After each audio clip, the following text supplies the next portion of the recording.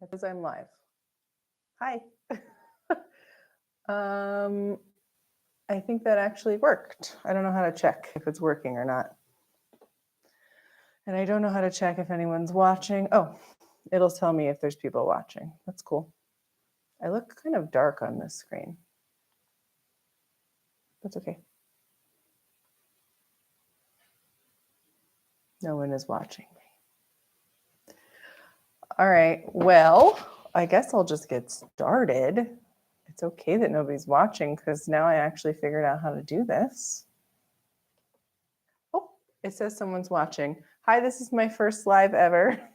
I'm Kendall. I don't really know how this works. Hopefully you can hear me and see me. And if not, I'll get better over time. I was just about to do some stuff in the greenhouse and I figured I would just try to turn this on because I need to learn how to go live with everybody. I have this fun board where I push these buttons and I can change cameras. So right now you're looking at me, hi, and then I can switch to what? This one? Yeah, so you can see what I'm doing. I have some stock plants that I planted from seed. Oh, I also have another view. Let's see, I'm gonna try this one.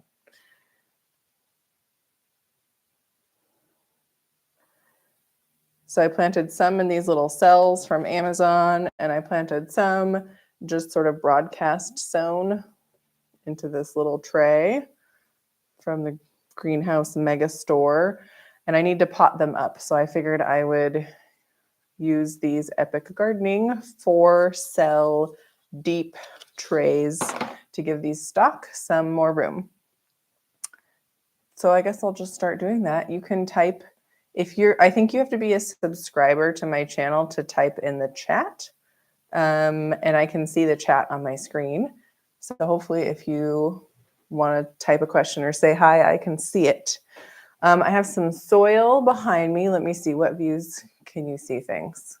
All right, you can kind of see it in here. I'm just going to use this Pacific Northwest own raised bed soil. That's what I've been using for a lot of things lately. Turn this around. You can kind of see that. Oh, my one person left. This is exciting. Okay, so this is pretty dry. I think I'll just go ahead and put some water directly in here and mix it around a little bit to pre-moisten it. And that'll make filling my cells a little bit easier.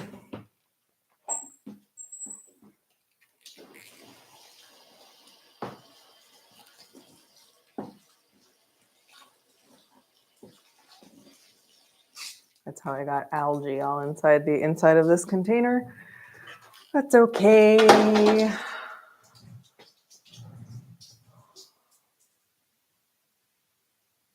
It's kind of distracting. All right, I need some gloves to fill my containers with soil. Mix this around a little.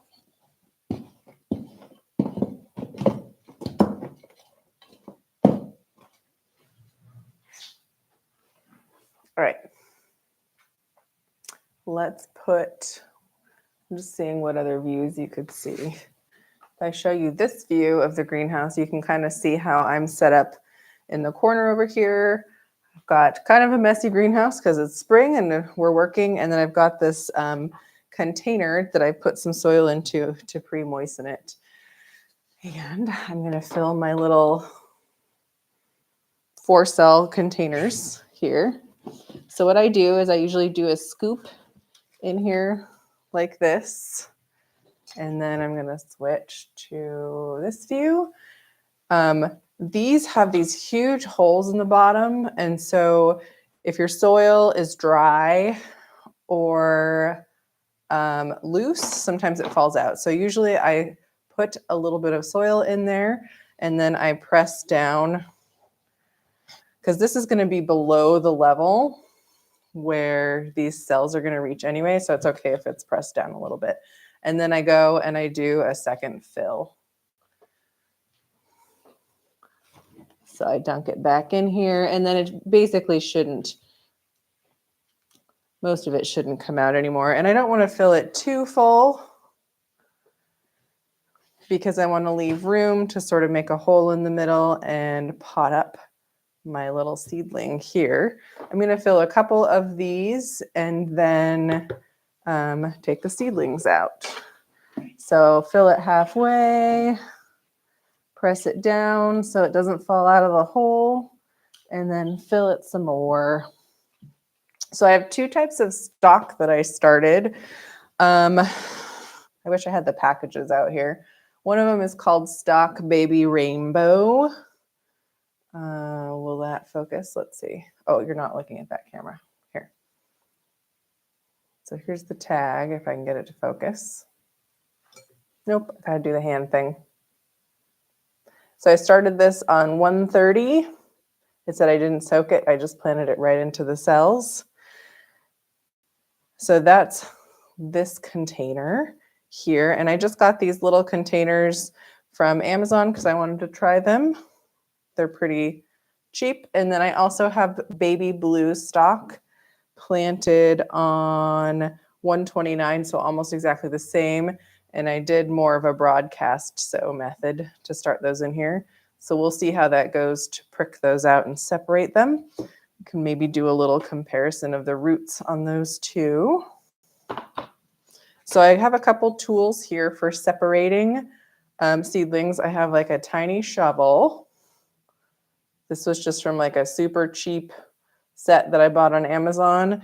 And then I have one of these tools. I don't know if they even call this like a pricking out tool. It's basically how a lot of people use pencils to separate their seedlings. This is just like a pencil with different thicknesses on each end that you can use. Oops, wrong view. There we go. So if we're going to go in here and separate things out, I can either come in with my shovel. I just realized the keyboard is in here. And come in with my shovel and maybe loosen things up, separate them away from the side a little bit, like that. And then I can also come in with my little pricking out tool. And what you're supposed to do, I'm going to try to be a good example right now, is grab one of the leaves and not the stem. Because then if the leaf breaks off, you haven't killed your entire plant. But if you break the stem, you've basically killed your whole plant. So here we go. See if I can get this to focus. I'm actually kind of losing some light. There we go. You can see the root on that. And I'm holding it by a leaf here at the top. That has a pretty nice root system. And then I'm just going to, can you see these? Let me scoot this and make sure it's in frame here. I'm going to use this tool to make a hole in the center, and I'm just going to drop that in there. Like that. Oops. Knocked it over. All right, I need more soil. The top of that was a little bit too loose. Again, grab the leaf if you can, especially if it's a cotyledon leaf, which is what this one is right here. Doesn't matter if the cotyledons fall off later. Hi, Veronica. I can see your and Tracy. Hooray, I have friends. Wait, I have to show my face. Hi. I just realized I should check. This is the first live I've ever done, so I'm learning how to like check on my lives. So we're in the greenhouse. Thanks for joining me. This is really fun. I am repotting stock. So I started a couple stock plants from seed because I know stock is a cool flower. So I should be able to actually plant it outside pretty soon here in my zone 8B garden. So even though we could get frost still, stock is hardy enough to go outside. So I think I'll go ahead and pot these up once. They are at still the cotyledon stage, although they're starting to get some true leaves in there. So I wanted to pot them up into these. I'm trying to learn how to switch cameras for you guys, into these 4 cells so they can get a little bit more roots on them. And then I'm just going to put them outside. So It's super fun that you're here. I didn't even know if anybody would see me. What time of day is it? It's almost like end of work day. It's 4 o'clock for me here on the Pacific, in the Pacific Northwest. So thanks for joining me. Let me know if you have questions. I don't have a ton of experience with stock. Mostly, I've planted it from plants. So this is my first year starting it from seed. They seem to be very healthy. And I always like to do trials. So I did some that I planted in these little 12 cell Amazon cheap trays. They come with those little green bottom watering trays in a dome. And I wanted to see how I liked that. I actually kind of like the size of them.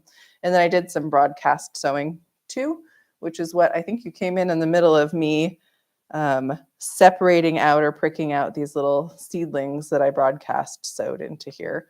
So this might be a little bit big of a jump to go from these broadcast sown plants into these super deep, epic cell trays, but I feel like it's going to be the right size for these. So let me see if I can get these out. I think I have another thin, let me see if this works. A lot of people use knives for this.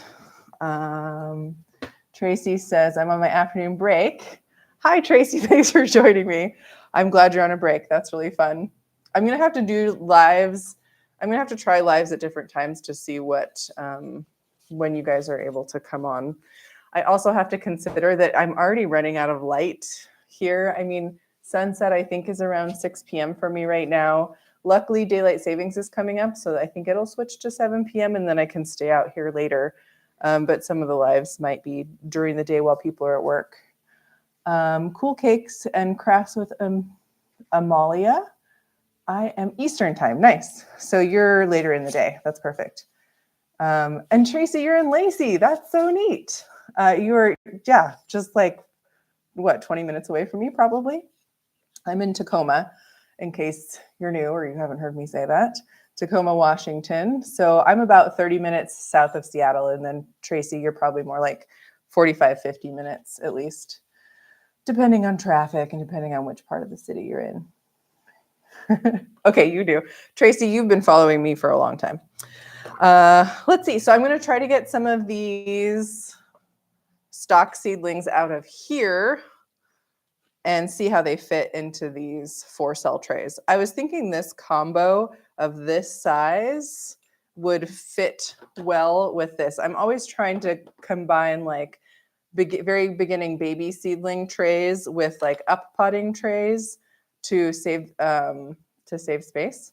So yes, this is the combo I'm trying right now. I got like a big set of these 4-cell packs from Epic Gardening this year, and these are their trays. Their trays are nice because they're flat. They don't have anything on the bottom. So if I wanted to do soil blocking or anything, these would be good trays for that. So let's see if I can get this out of here and see what the root ball is like. If I started this on 120 from seed, this seedling is just about 5 weeks old.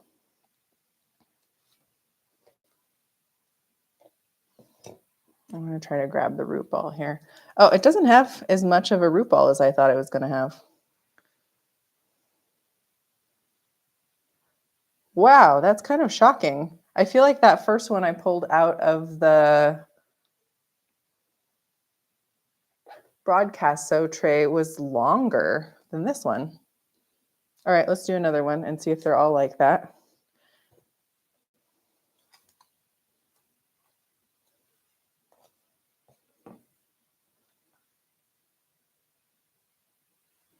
Oh, this one has a super tiny root. I might have ripped it though. I feel like your view from above is super bright. Hopefully you can see that. I'll review this video after the live recording and see how well you guys can hear me and see how well you can see things. And then I can make some adjustments here in the greenhouse after that. This one came out better, but I think probably because it has 2 in there. So it's a little bit more of a, what do they call this? When you pull it out and it's this clob of dirt, there's a name for that. Root ball. Root ball.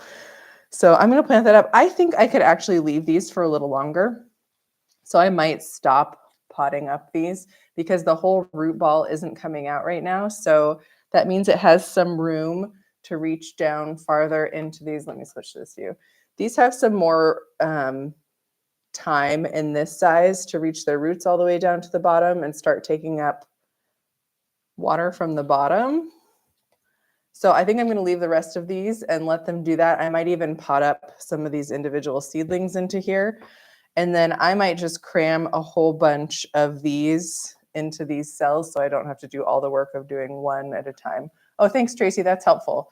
I did some messing with the audio before I came on here. I think the main problem is this mic is only one channel, so it might only be coming out of one of your speakers. And so I think I might need to, even if it's clear, it might be nice to tweak it so it'll come out of both of your speakers. There's so much to learn about audio when you're trying to do these YouTube channels. So I'm going to switch back to the above view, and I'm going to plant a clump because this clump really doesn't have as many roots as I thought that it would right now. And so I'm going to keep them together. And hopefully they'll be happier like that. What I'm afraid of, if you plant one little plant in one of these cells, it's more likely that you will drown it. That's kind of why that's the main reason people do this potting up stages.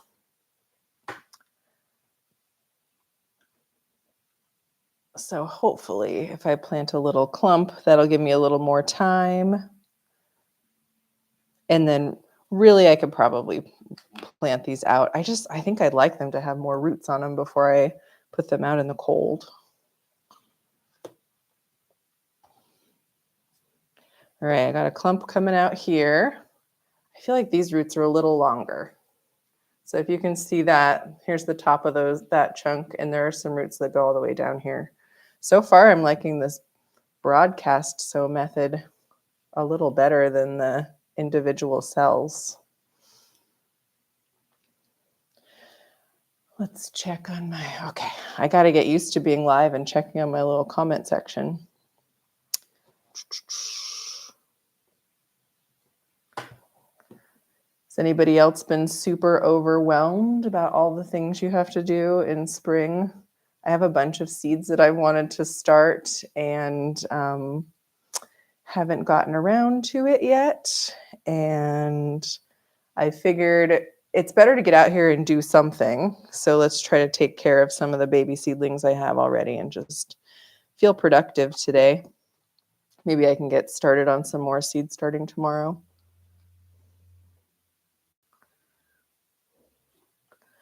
All right, I broke one of the leaves on there, but that's fine. It's a cotyledon leaf. I'm trying to figure out how much you can see of what I'm doing.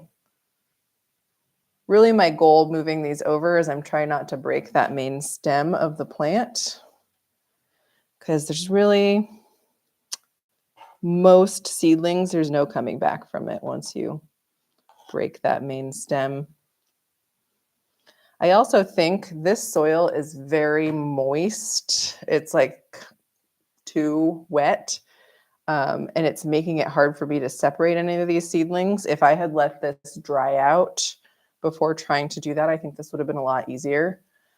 So the tool set was super cheap on Amazon. So after I get off of this live, I will link you guys to the tool set. It came in one of those things that you unroll and then it has a bunch of tools in it.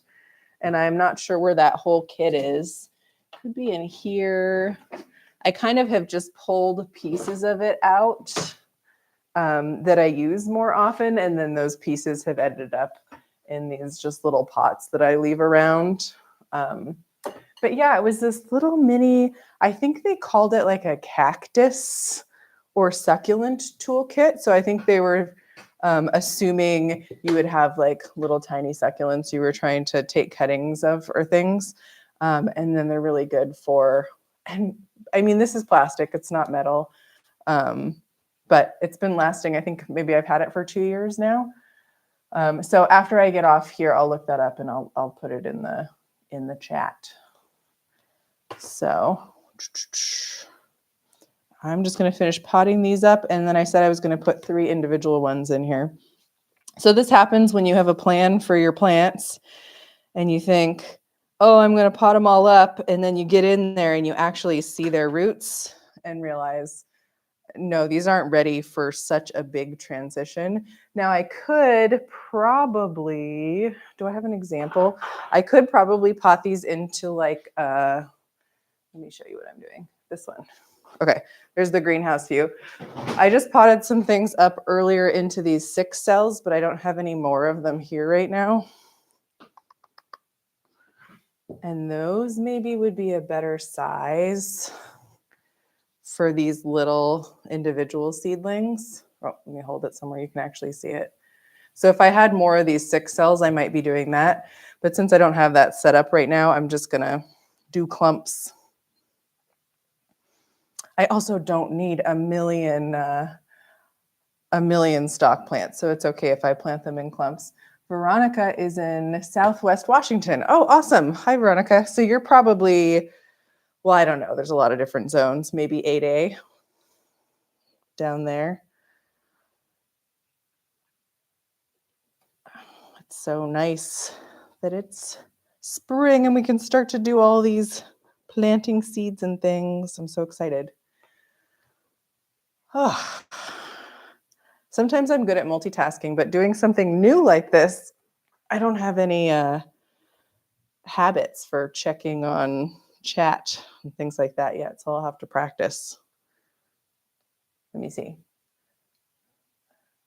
8A in Lacey also. Nice. I feel like zone 8 is the best. I don't know if you're with me on that. I feel like zone 9, there's a lot of things that they can't plant because they don't get any cold hours or enough cold hours. And zone 8, we're just right in that perfect sort of transition where we still get some cold that a lot of the plants want. Oops, I keep forgetting to change the view when I move. Let's try that view. I'm just filling another 4 cell with some soil. I found a stalk with a good root system.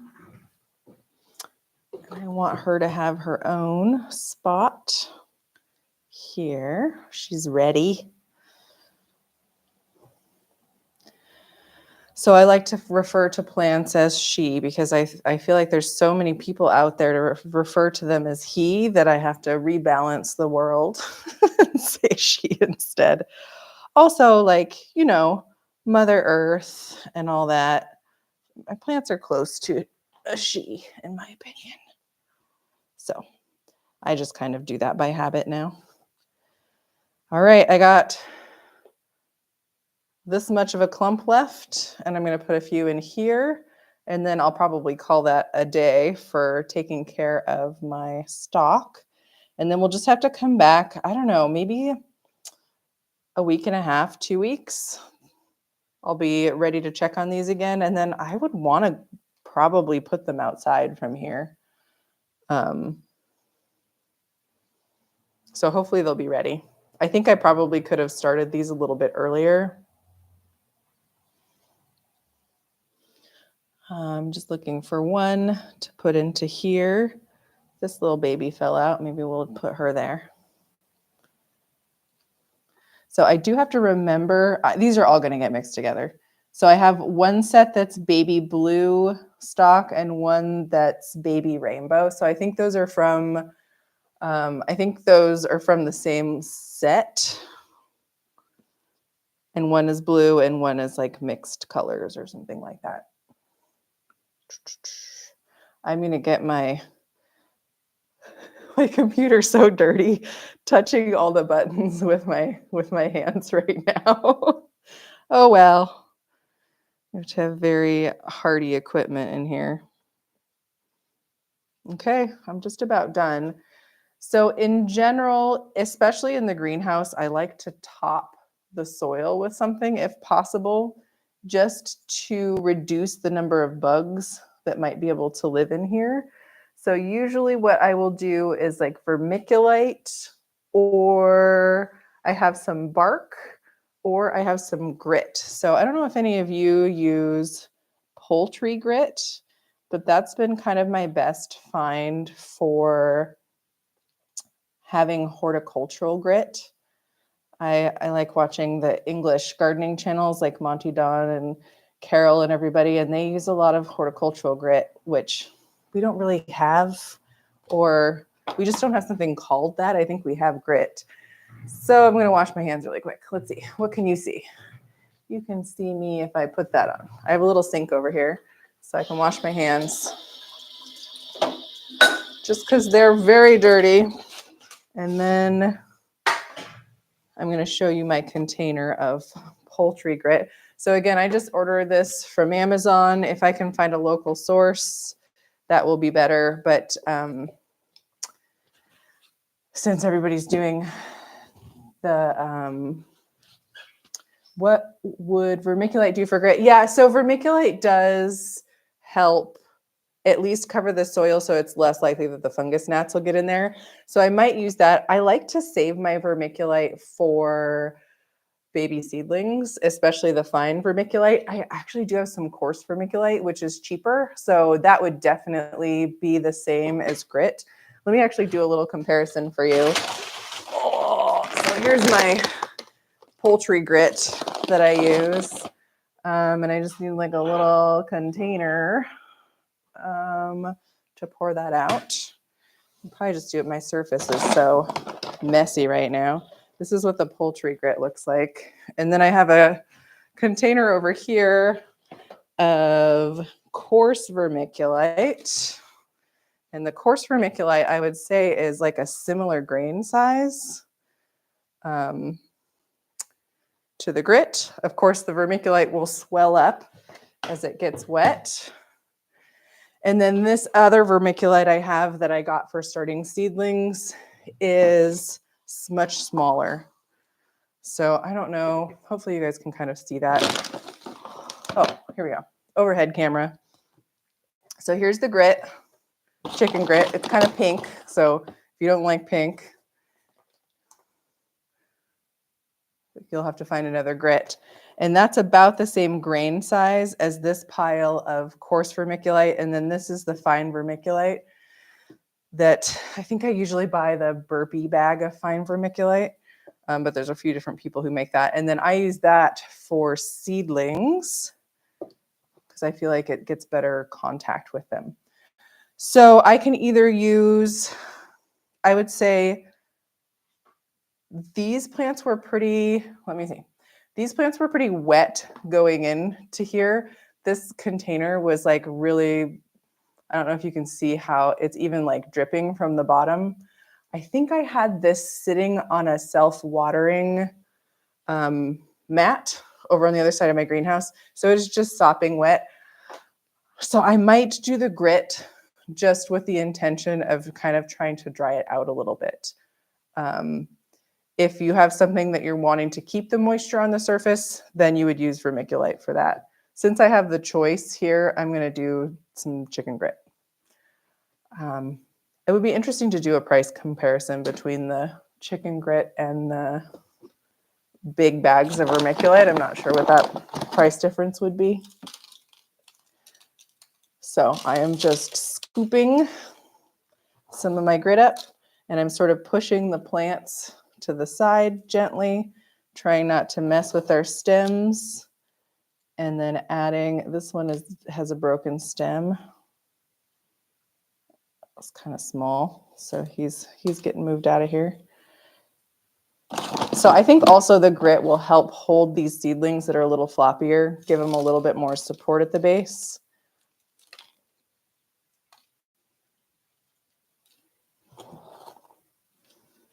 So hopefully by tomorrow they will perk back up a little bit. That one I maybe could have planted a little bit deeper.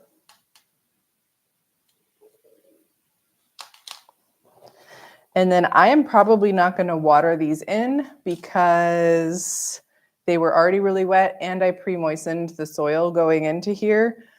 And my goal is kind of to actually dry it out just a titch. And if I water it in with regular water, then I'm going to have to wait longer before I can use a water-soluble fertilizer. And I would like to fertilize these and get some faster growth on them. So I'm going to wait a day or two, and then I'm going to come in with some fertilizer. I just decided I was going to use the Jack's 20-20-20. Oh, I'm going to show you this. So I bought these 1 gallon containers so I could get the measurement right, and put fertilizer in there. So that's ready for me, and that's what I'm going to use. My goal is to use that every time I water. Once my seeds hit this seedling stage, they give you a formula for fertilizing with every watering versus fertilizing once a week or something like that. And honestly, having ADHD, I can't keep track of when I've fertilized or not. So if I can just have something ready for me like that and already know the formula and not have to think about it so much, I think I'm more likely to treat my plants nicely and keep them fertilized. All right, I think I put too many seedlings in this bucket, but that's okay. They're kind of falling all over the place. This might be the first potting up of the season I've done. I'm trying to think if there are any other seeds I've potted up already. Oh, I had a really small like Vago garden tray, one of the green ones that's like 72 cell, and I did a bunch of herbs in there and I did pot those up. So that was the first potting up. So this is my second potting up the season. All right, we'll have to check back on these and see how they're doing. I kind of like the pink grit. I don't know how you feel about that. Personally, I like pink, so I don't mind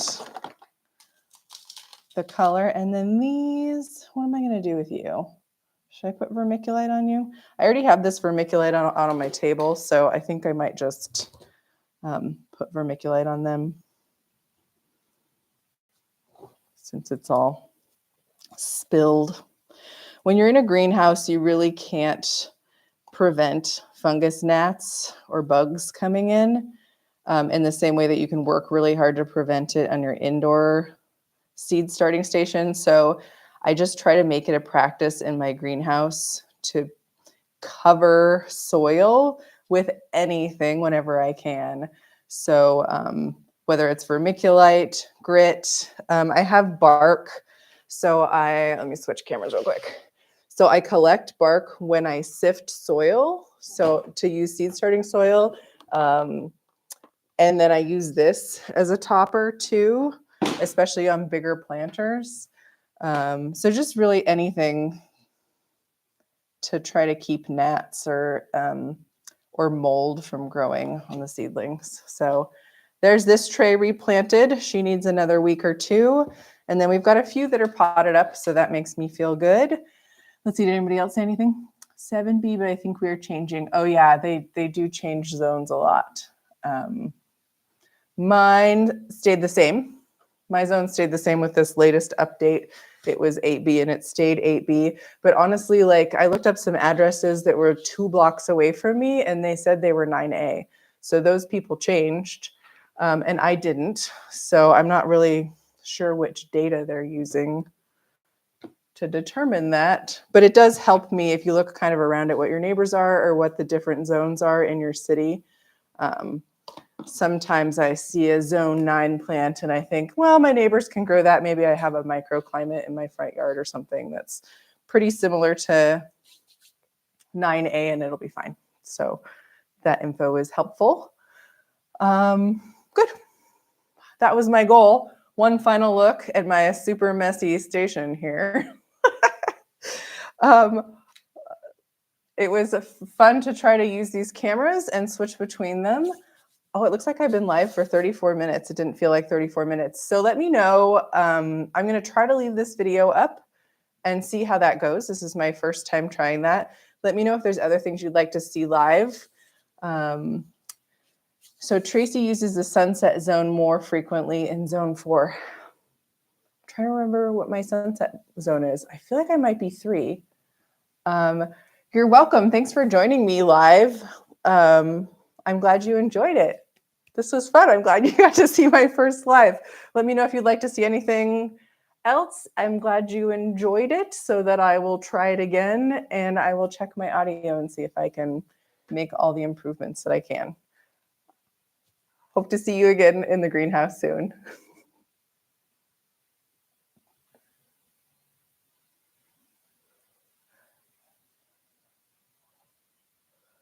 Thanks, Tracy.